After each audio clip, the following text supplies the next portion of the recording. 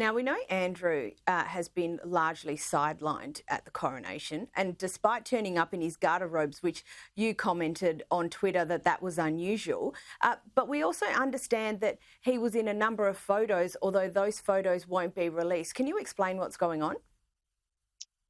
Well, again, I mean, these pictures that are part of the portrait set, it has been rumoured that he was part of the wider set that weren't released to the public. Now, we have seen some of the King and the Queen. We saw another one just released a couple of days ago of the King and his two heirs, William and George. Now, you're seeing those images there of Andrew walking in his Garter robes. Now, he was banned by the late Queen from wearing these last year at Windsor.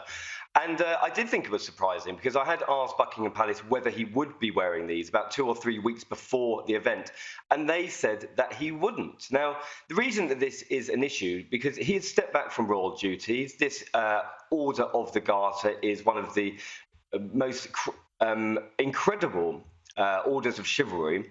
And the fact that he's walking in his robes, part of that order, I think some big questions were asked about why he was allowed to do that when the late Queen made it her decision that she didn't want him seen in public in them. We also understand that he's refusing to leave the Royal Lodge at Windsor and is demanding a summit with Charles. Look, we hear so many of these sorts of stories about Andrew. Can he just not read the room? Well, I think that's probably an understatement, isn't it? I mean, the fact is, he's not only had to step back, his financial situation is completely shrouded in mystery. The fact that he had to pay off his sex abuse accuser, Virginia Giuffre, to £12 million, even though he had vehemently denied all the allegations in front of him, really does beg the question of where on earth his money is coming from. Now, the King has asked him to step aside, step out of his house, and he's pretty much refusing to do so. I think one of the big questions, again, is for Fergie. Where on earth will she fit in this, his ex-wife who still lives with him? And the fact if they do not move out of it, I mean, the King will probably either have to evict him or, they'll probably come to blows. But I don't think it's resolved by any means at the moment. Yeah, no, it doesn't look that way at all. Now, this next coronation yarn made me giggle. The Archbishop of Canterbury apparently refused to have new vestments made for the coronation, and then at the last minute had to borrow some from the Catholic Church. Now, look, that's a story I would not have had in a million years on my 2023 bingo card. So what happened?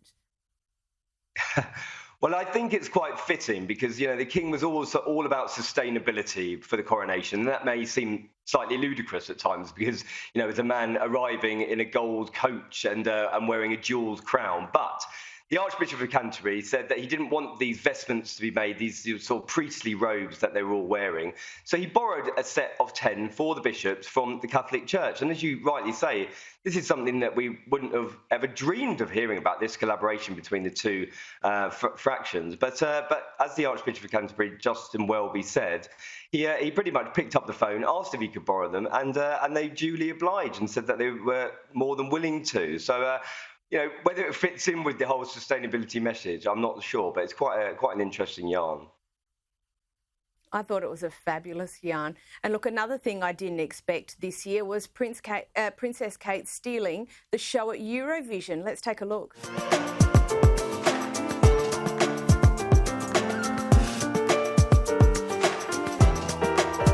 Tell us about her performance, Russell. Well, again, I mean, we've seen her on the piano beforehand because she did the Carol concert a couple of years ago and she was playing the piano. Of course, she's been learning it since she was a child. She's absolutely incredible at it. And Eurovision here in the UK this weekend, because it was supposed to be held in Ukraine, but because of the war situation ongoing in the country, we've taken it to Liverpool. And this was part of a surprise for the event last night, aired on television and took everybody by surprise. And as you say, completely stole the show.